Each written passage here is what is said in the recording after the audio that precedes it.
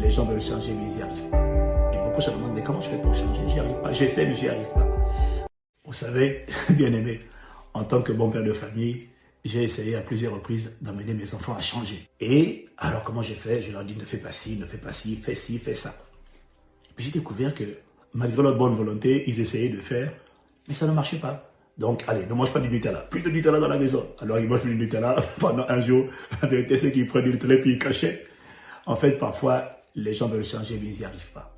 Et beaucoup se demandent, mais comment je fais pour changer? J'y arrive pas. J'essaie, mais j'y arrive pas. En fait, j'ai découvert que tu ne peux pas changer ta manière de faire, de te comporter, tant que ton système de pensée, ta manière de te voir, qu'est-ce que tu penses de toi, ne change pas. Tout commence dans la pensée. Tu ne peux pas marcher dans la sainteté tant que tu ne te vois pas comme quelqu'un de saint. Tant que tu n'as pas accepté que tu es saint, tu ne marcheras pas dans la sainteté. Tu vas te battre. Donc beaucoup essaient de se battre.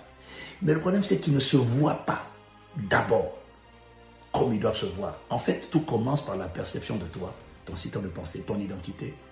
Et après, une fois que tu penses, c'est ce que tu fais. Parce que la pensée précède l'action. Donc, il y a des choses que tu ne changeras pas. Ton combat, ce n'est pas un diable, ce n'est pas un esprit. Ton combat, c'est un système de pensée. La ruse du diable, c'est de polluer, de tromper ton système de pensée, tes pensées. C'est ça sa force, la suggestion. Il te donne des pensées qui ne sont pas les pensées de Dieu et puis il te dit que tu es incapable, tu es trop faible, tu es souillé, tu es un pécheur, tu ne peux pas marcher dans la sainteté. Alors toi, tu essaies de te battre.